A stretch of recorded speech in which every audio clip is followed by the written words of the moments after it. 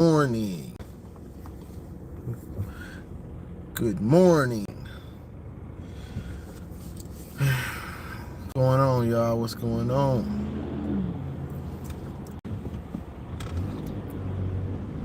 Got sitting there watching what you call it, sitting there watching some clip I saw. You know, it's just crazy to me how, well, it ain't crazy, but how the expectation, I think it was George Kittle, where he go to Iowa, he had to wear a Michigan versus Iowa shirt. I mean Michigan versus everybody shirt, because Iowa lost to Michigan. And he was telling the reporter, good luck against Bama. Bama's a different beast. Y'all gonna get blown out by Bama. And that's just the expectation, you know. And I don't want to harp on this, but it's just like you see it everywhere. Like, bro, everywhere that's the sentiment. The Michigan is going to get destroyed by Alabama. You know what I'm saying? So I just really hope the team is internalizing that, because it's crazy. Like, it's just everywhere, you know. NFL players saying that type of stuff. Everybody just thinks that's what it's gonna be. I mean, I get it. It's the SEC, it's Bama, Nick Saban, but sheesh.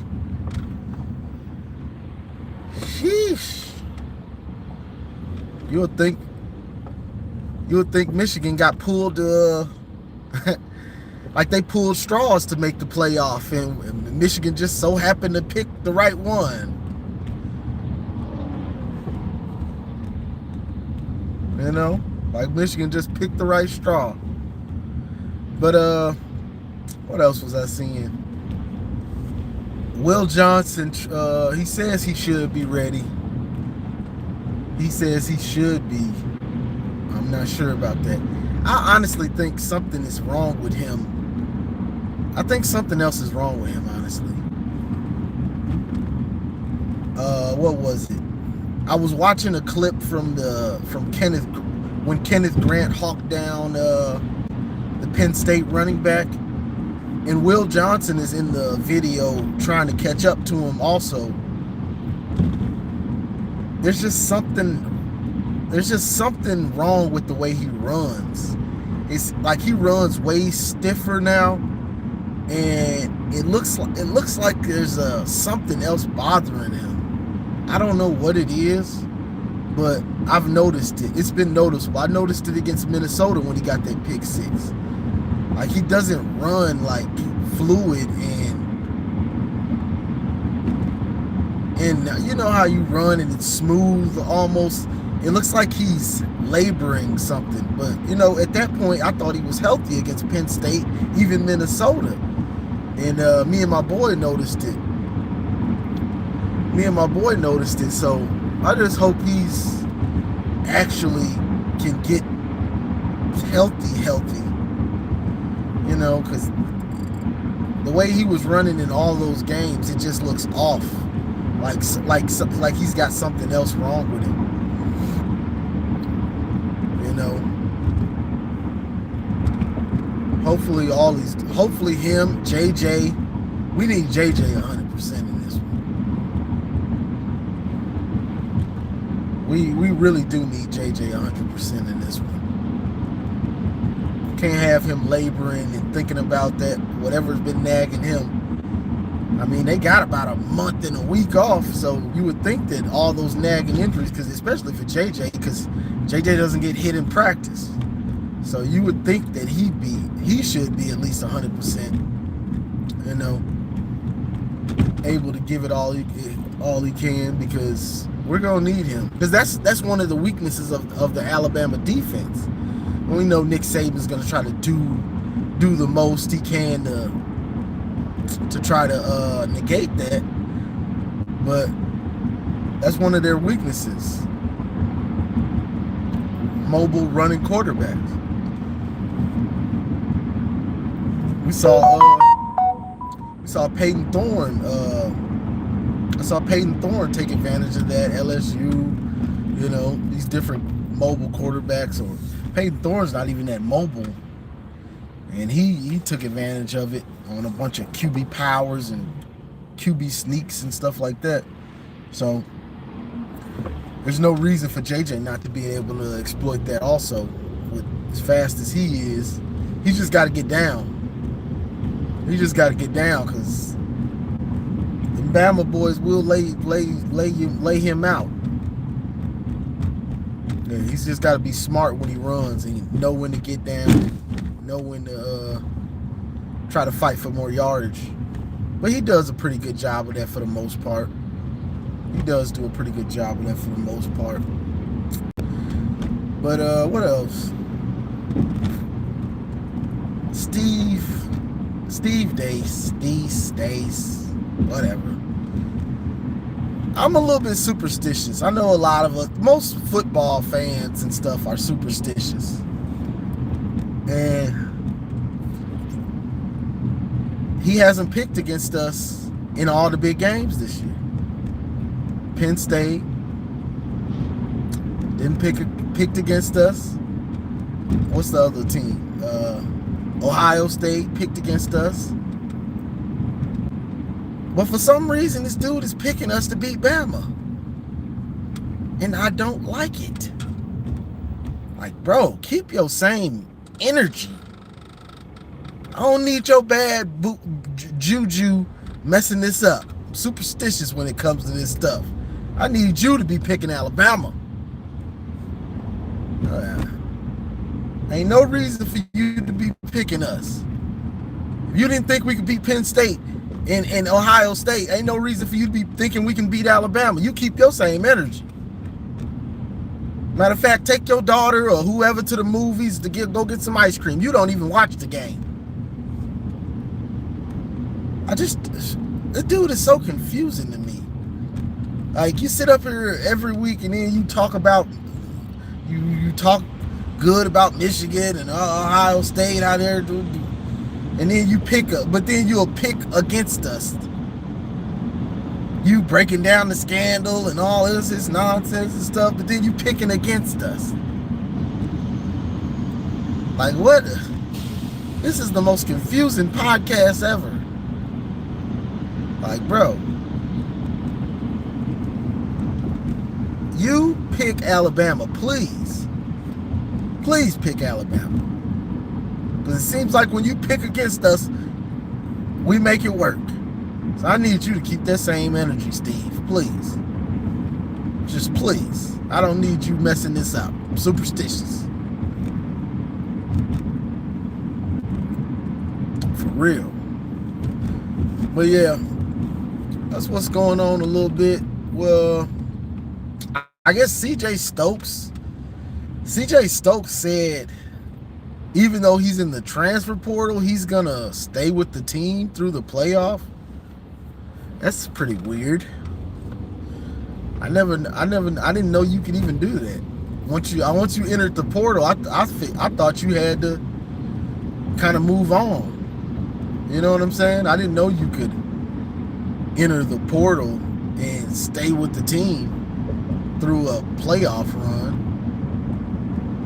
That seems kind of crazy to me, but I mean, if he can do it, it's smart on his part. I was just talking about that the other day.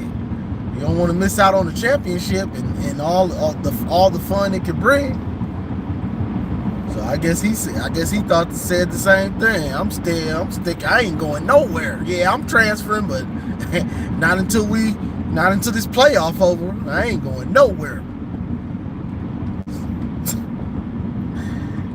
CJ. But yeah, we'll see. And honestly, I liked CJ Stokes for the most part, you know. I think he could be a pretty good back. But for whatever reason, he got buried on Mike Hart's depth chart. And he just couldn't find his way back on the field. I don't know. I'm not sure why. I know people might say fumbling problems. I don't know, you know, because we haven't heard anything, so it's all speculation. But yeah, I don't know what's going on with that.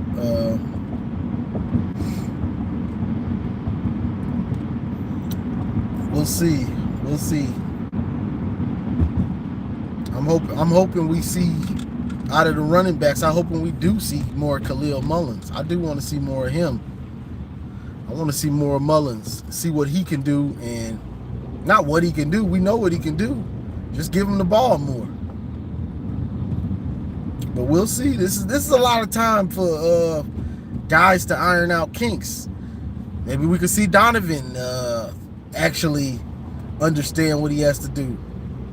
And somebody was saying it's the offensive line. I'll give you that sometimes, but sometimes it's Donovan, because he runs soft, and he's trying to make Mike Hart happy, and he's pushing it back inside a lot more than I would say he needs to, because that's not his game. You know what I'm saying? Donovan's okay, I'm gonna hit the hole, but if I can bounce it out and get big play potential, that's his game. Because inside he ain't breaking no tackles. I mean, let's just be real. Donovan is not breaking any tackles. I wish he would, but he ain't. Yeah, dude ain't breaking no tackles. Like, he is not breaking any tackles, bro.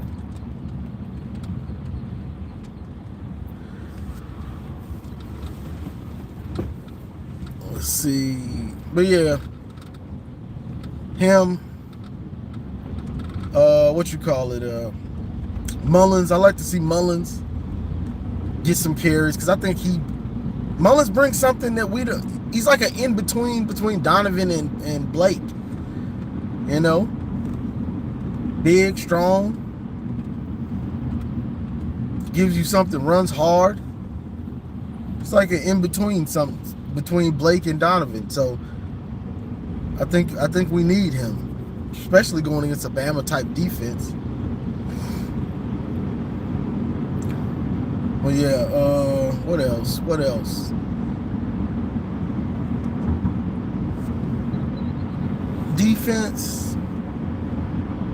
Defense is good for the most part. You know, I don't think they have to do anything too special to slow Bama down. Only thing I say they have to worry about is Milroe running. That's the only thing that really is a real worry. So to me, you can either zone it up. I'll give you 3 things I would do. 1, blitz him, but not on the outside. This is what I would do. I would mush rush my DNs, which means they don't go all the way upfield. They just try to keep him contained in the pocket. Then I would blitz him up the middle, or delayed blitz him up the middle, so he just don't have nowhere to go. Like the inside blitzers are gonna have to. He's gonna have to make one of those guys miss. Rush rushes there. They're kind of waiting. They're waiting on you. This is what teams like Philadelphia Eagles and some of these other teams used to do to Mike Vick. They'd mush rush him. They wouldn't rush upfield. Or you can zone it up, which we all know we run out of zone. You can zone it up and and spy him with one of those linebackers. I'm not sure I would spy him with Barrett or Colson. Junior Colson is too indecisive to spy somebody. He'll be second guessing himself the whole time. That's just a fact. Barrett, maybe. I'm not sure if he's fast enough. He might be. I would go with Hausman if I was to spy him. But, you know, A lot of the time it's Colson and Barrett on the field most of the time. If I had to pick, I would say spy him with Barrett. If I had to pick between Barrett and Colson, I'd say spy him with Barrett. Junior Colson is just way too indecisive to be spying somebody. He's just way too indecisive. But yeah, that's what I do to deal with what Milroe brings to the table.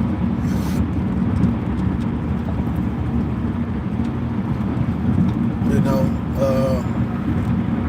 but as far as the secondary, I don't think they really have to change too much with the secondary, because we play that bend but don't break style, and the weakness of our defense for the most part is short intermediate routes. That's not a real weakness.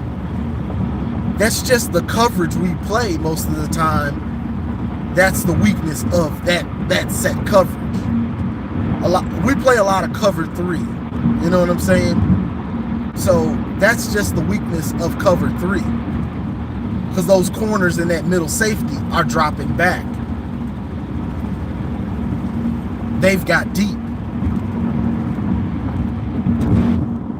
Your corner has deep third, your safety has deep middle, then the other corner has deep third. So when we're in that cover 3, those little out routes and comeback routes and those short routes in the seam in between the holes in the zone, that's just the weakness of the defense. That's not a real weakness of our defense. That's just playing bend but don't break, you know what I'm saying, type defense. So I wouldn't be surprised we see us in that. You know, because Milroe struggles with short and intermediate. So I don't think they're going to change that too much, honestly. You know, the thing about the secondary is, to me, is just tackle. You got to tackle. When these guys catch the ball, they're trying to get down. You know, they're trying to run. Got to tackle. Got to tackle. Let's see. Sharon Moore. I ain't touched on you in a little minute. Pause. That was bad. That was bad. Pause. That was bad. I get that one was bad. But Sharon Moore, he's got to come with it with the game plan. You know, and for some reason, we just do not play action that much. I don't get it, because every time we play action, we get good yardage. And for as much as we run it, and for as much as teams know we want to come out and run it, I don't think we play action enough. I think he does himself a disservice with that. Well, it ain't even himself. He's doing JJ a disservice with that. Not play action in that much, not play faking that much. I just don't get it. Like, teams know we want to run the ball. And even if we run the ball, teams expect us to run the ball. So when we play teams, they're already got it in their head that they have to shut down our run game. Because I know I had somebody in one of my groups, we got to establish the run to play action. Just play action. Jim Harbaugh. We can run play action the first 2 plays and they gonna bite on it. Teams, when you've established the run over years, like we have, and your coach is Jim Harbaugh, oh, you can play action. You can play action every time you drop back to pass. And that's not an exaggeration. You can play action and play fake every time you drop back to pass, because you ain't going to drop back nothing but 15, 20 times, 25 at the most. So you could drop back, you could play fake or play action 3 out of 4 times you drop back. Honestly. Because teams expect you to run the ball. That's your scouting report, is they're a running team. The scouting report is shut down Blake Corum, shut down Donovan Edwards, shut down J.J. McCarthy in the run game. So you don't need, well, you done had years of setting up this game plan. You ain't got to establish the run to run no play action and no play fakes. You crazy. You wild for that. For even thinking you do. Teams go off of what your history is. Teams go off of your tendencies as a coach. Harbaugh's tendencies are to run that rock 3 yards in a cloud of dust. That's just a fact. So you should be play action guys, play action teams to death, play faking teams to death. And the reason I say you do that, because when those linebackers, to stop those linebackers from being so aggressive, the same way they were TCU's were, same way Georgia's were, the same way Ohio State's were, the same way Penn State's were, the same way all these teams that we play, their linebackers are aggressive. Because they know Jim Harbaugh. So, long story short, ain't no excuse for Sherrone Moore to not have a ton of play action. I don't know what he's trying to prove with this, not running play action that much. I don't know what he's trying to prove with this. It's just not smart football. To me, it's not. Not when your tendencies as a coach is to run the ball as much as we do and have over these years. So I would hope that he knows this and he implements a ton of play fakes, ton of play action, and also eye candy. The infamous eye candy, which honestly we don't do that much of. Sometimes he does. But I guess it just with the eye candy, if you're playing a team with zone that's running a lot of zone, it's I get it. It's not going to be as effective. But if you're running a team that's running more man, running a lot of man, then you want to. The eye candy is more. It runs better. You know, it's more effective. That's the word. So I guess that's on a wait and see, how much eye candy you want to do, depending on if they're running more zone or man, or if you can catch them in a man defense. You know what I'm saying? So that's the thing about that. But Sherrone Moore got to come with it. He has to come with it this game. That's just a fact. You can like it, whatever. That game plan it has to be on point on how to exploit Alabama's defense. Like it really does. You know, the players got to be execution comes before everything else, but your game plan got to be on point. Players got to be in the position to execute, to exploit weaknesses. You know, that's the thing.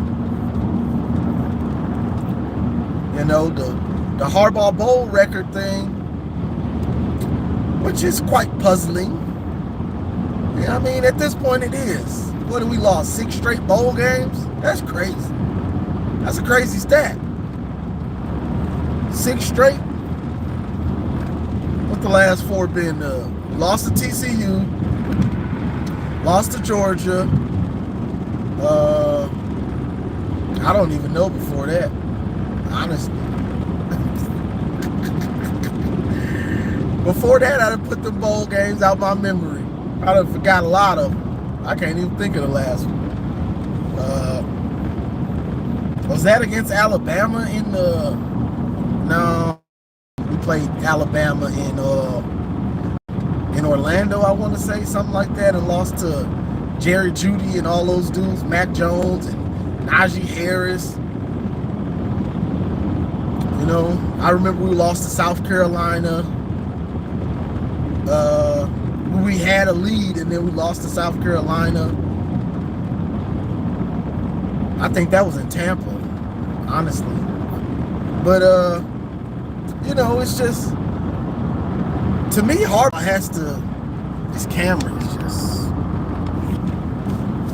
I don't know what's going on with this camera.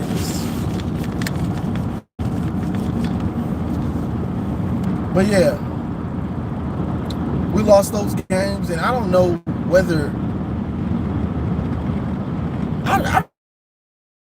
what Harbaugh is doing different in this bowl prep, to where it seems like his teams aren't prepared or aren't focused. Like, he's really puzzling me. Like, for all these bowl games, you just seem unprepared. It has to stop. Like, whatever you've been doing, you have to change it up at this point. I think, like, you have to change it up, to me. Like, I don't think you can go in it with this your same bowl prep. Like, I don't, and I know the team has been there the last 2 times in the playoff. I don't think especially once you get to, I don't think you can go with the same routine. And some people might not like this. I don't care. Wherever the bowl site is, this is a business trip, dog. This is a business trip. I'm gonna keep it 100. This is a business trip. So going out to, I think the Rose Bowl. So you in the Rose Bowl? I don't want to see no videos of the Michigan team on Hollywood Boulevard and in LA, Beverly Hills, or in front of where the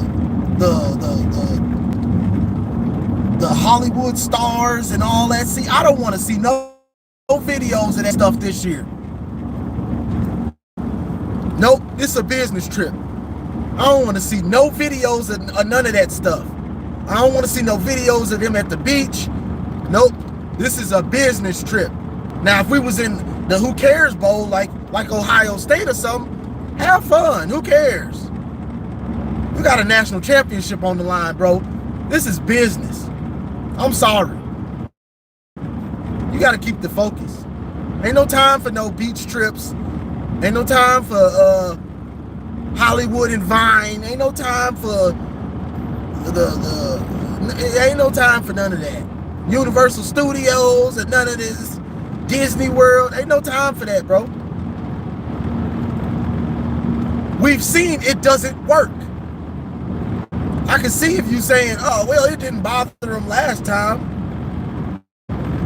Nah, ain't no time for that.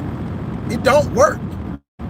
Your team comes out and they're not looking. So to me, there's no room for that. Like, for real. There's no room for it.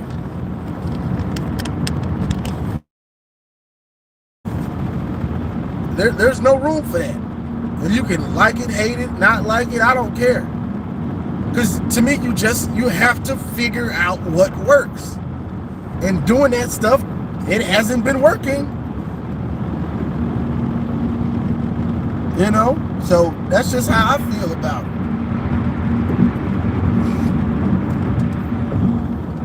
Like this, you have to go in the mindset that this is a business trip. We ain't here to enjoy California. We came out here to dominate Alabama. Nothing else. And then we on our way to wherever the championship is. This is business. This ain't pleasure. This is personal. This is business. Don't take business personal. Well, this year it should be personal. It should be personal, especially the way we getting disrespected in the media. You know, so Harbaugh has to find that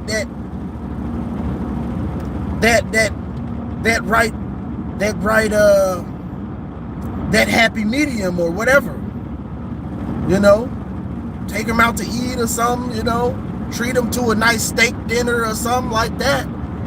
But you know, having fun in the sun or any of that type of stuff, this trip ain't for that. That's just me. You know what I'm saying? That's just how I feel about it. You know, I'm also anxious to see, you know, because last year when we went to I think it was Arizona. I think our game was in Arizona, and that stadium was full of TCU fans. I'm stopped, y'all. Tom Brady.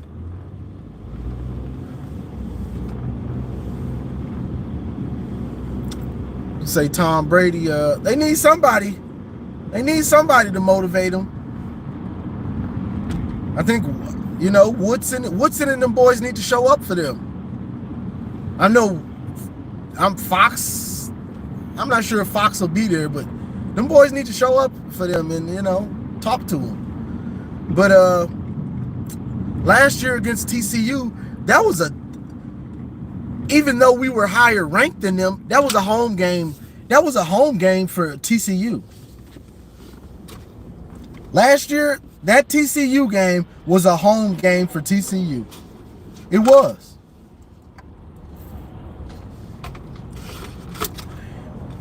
Like,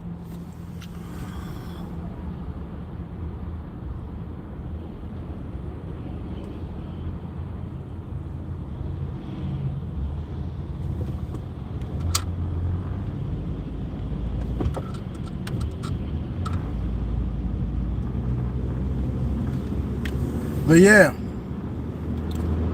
you know, and you know, TCU, what is it called? Texas is right by Arizona. You know what I'm saying? So a lot of that is just how close are you to the, you know, Texas isn't that far from Arizona, so you don't even have to get a plane ticket if you don't want to. You can buy your tickets and drive up there. You ain't driving from Michigan to Arizona. You ain't doing that, brother. You a heck of a fan to make that ride. And then you lose and you got to drive back miserable. You a heck of a fan for that. No, sir. You know, you're not making that drive, though, as a Michigan fan. So buying the tickets are high enough. Plus you gotta buy your airfare. Plus you gotta get a rental. I mean, I guess you could Uber around. You know, that's still gonna cost more money. So with tickets, airfare, with the game tickets, airfare, and your transportation, oh, you out of a nice little grip of money. Plus your hotel. I forgot about your room and board. Boy, you out of a grip. You know what I'm saying? So that's just that. But like, let's say these TCU fans, a lot of them probably drove to the game. Or even if they do fly, it's not that Texas to Arizona, that's not that far. So it's not gonna cost you as much. You either drive your own car, which you save money on that. You're so close that you could probably just drive right home and save on money that way too. You know what I'm saying? Plus, if you drove your own car, you don't have to pay for transportation. You know what I'm saying? So that's part of it. But But long story short, TCU, that was a home game for them, you know, and you really noticed it early. Like when JJ threw those picks, when they stopped us on fourth, you could hear the crowd. Like, I mean, you could see it, but you could hear it. Like, man, this crowd is TCU. Let's not act like that don't have an effect. Like, man, this is we the higher seed and we playing an away game. This is crazy. You know, this is crazy.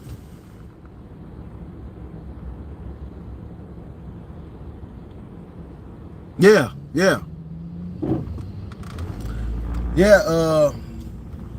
What's your name?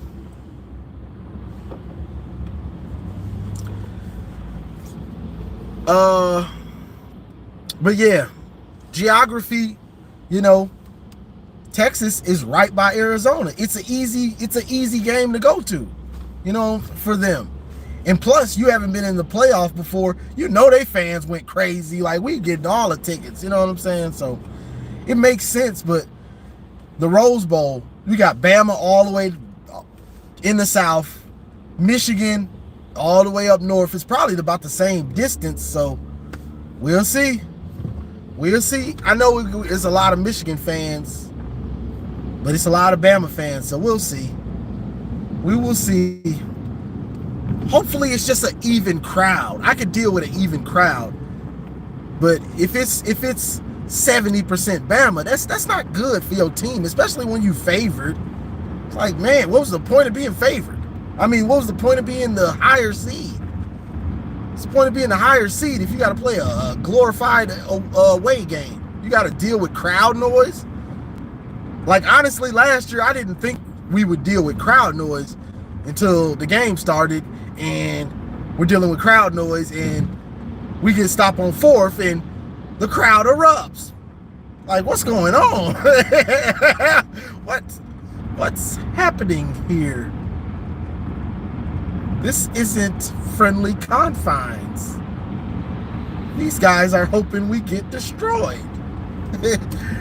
But yeah, but I don't think the team in general, though, I don't think they're drinking their Kool-Aid. I hope they're not.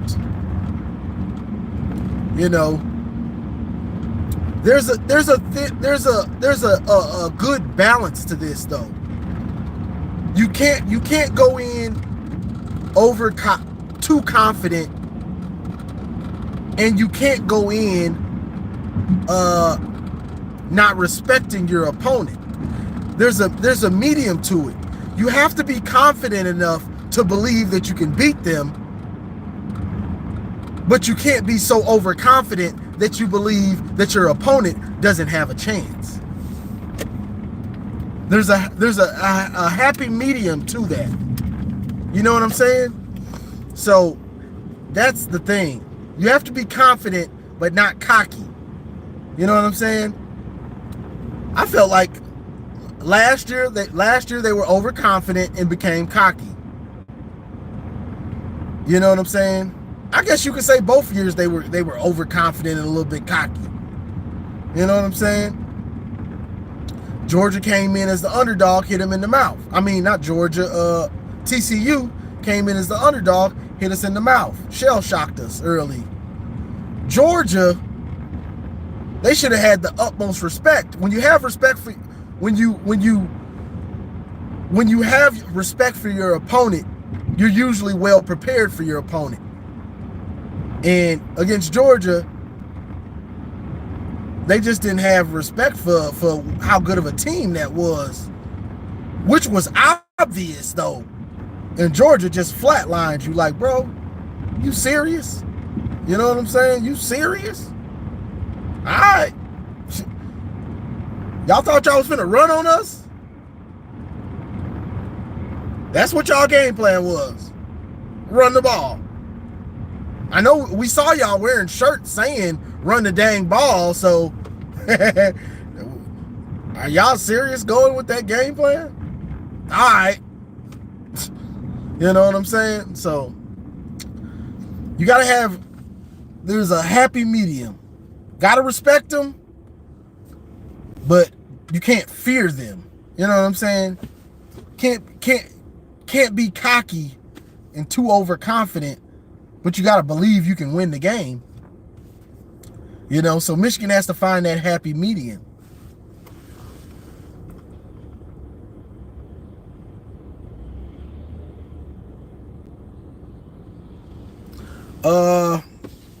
Yeah, there's a lot of Michigan fans everywhere. There are, but you know, you got to go to this game. You got to, you know, you got to be a kind of serious fan to pay this amount of money for these tickets. You know what I'm saying? Your casual fan, he ain't gonna buy no ticket to this game. You know, not really. You might have one, but most of these fans at these games, they're serious fans, because you got to spend some cheddar. You got to chest the cheetah to get in these games. You know what I'm saying? Plus your airfare, and plus your room and board, plus your transportation. Come on. You got to give me this paper. You know? But yeah, hopefully the crowd is at least even, you know, because to me that's a big thing. But the bigger thing is that, like whoever was saying, that this team doesn't come out cocky. And I don't see how they can after you've been humbled by Georgia 2 years ago and humbled by TCU last year. You just ought to have a respect for at this point, Michigan just has to have a respect for preparation and the little things. The little things, the small details. Understanding their weaknesses, understanding their strengths, understanding, okay, who's this player's, I'm respecting everybody on their team. Okay, this player has a weakness, understanding what he does well, understand what he doesn't do well, and just trying to exploit them, but having respect for your opponent. Like at this point, you've been humbled enough to understand those things. To me, like, I don't see how you couldn't. You know, you coming in here and trying to put on, show up and show out. Honestly, man, I just had a craving for some chili. That's crazy. You just have a craving for some food all of a sudden. Boy, I done had a craving for some chili. I might make me a pot of chili when I get home. I don't know where that just came from. I done had a craving for a pot of chili. It's going down when I get to the house. Well, yeah. So, you know, we'll see. But there's no excuse. And the reason why there's no excuse, because you ain't got no excuses. You've been to the playoffs, so you know kind of how the week goes. You know what you've done wrong. You know what might have worked. You've lost 2 years in the playoff, so you should have a lot of attention to detail, a lot of respect for your opponent.